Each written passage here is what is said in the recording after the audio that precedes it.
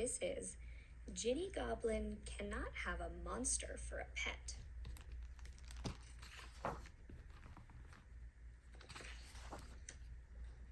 Ginny Goblin loves animals.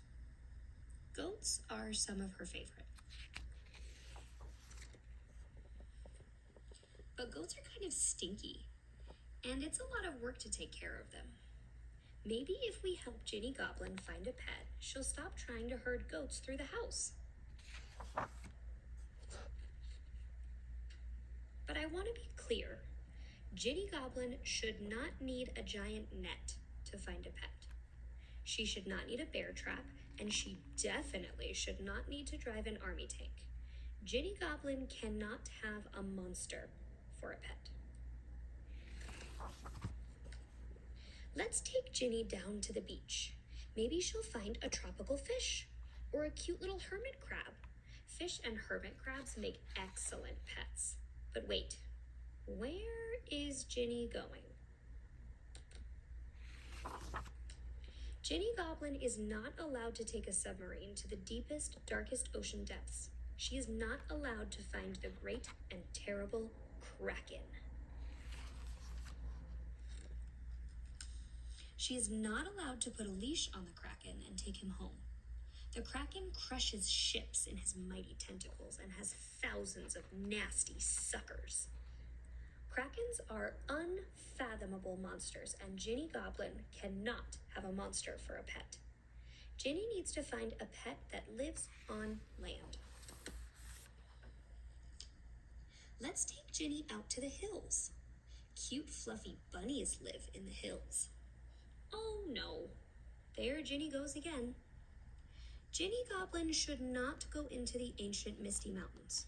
She certainly should not crawl down into the cold, dark cave that she finds with a magic map. She absolutely should not try to wake up a dragon and make him be her pet. Dragons eat cows in a single bite. They burn down villages with their fiery breath. Dragons are even crankier than krakens, and they need to sleep on a bed of gold coins, often for centuries at a time. Dragons are terrible monsters, and Ginny Goblin cannot have a monster for a pet. Ginny needs to find a smaller pet. Let's take Ginny to the forest. Pretty birds live in the forest, right? A little bird would be a nice pet. A nice, safe pet. Ginny Goblin should not go hunting in the spooky, twisty part of the forest where all the trees are dead and the grass is scorched. She should not make a cage trap from ropes and sticks or bait it with cupcakes. She unequivocally should not catch a basilisk in her trap. Basilisks live on land, and they're smaller than dragons, but they turn everything they look at into stone. If Ginny took her basilisk to school for show and tell, her whole class would turn into statues. Besides, basilisks croak like big, ugly frogs, and they won't use the litter box. Basilisks are petrifying monsters, and Ginny Goblin cannot have a monster for a pet. Ginny needs to find a pet that's not magical. In fact, I'm starting to wonder if Ginny should have a pet at all. Let's take Ginny to the Space Museum to take her mind off pets for a while. Oh, what now? Where's Ginny going? Ginny Goblin is not allowed to borrow a rocket ship from the Space Museum.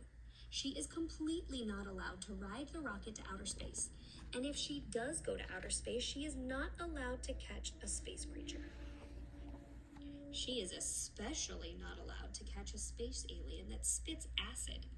It would drool everywhere and ruin the floors. Space creatures are awful monsters, and Ginny Goblin cannot have a monster for a pet. Not a giant monster, or a fire-breathing monster, or a petrifying monster, or any kind of monster. We can't let any of those pets into the house, or the country, or the planet. Do you think you can find a pet that isn't a monster? What? You can? Okay then, what do you have in mind? Look, Ginny Goblin has a baby goat. Goats don't crush things in their tentacles or set them on fire or petrify them or try to eat them. Goats even eat all the weeds in the yard. A baby goat is not a monster at all. I think he'll be a great pet. Well done, Ginny Goblin. Good work, everybody. Now let's take Ginny and her baby goat home. It's almost time for her to get ready for bed. Wait a minute. Didn't I say something about goats in the house?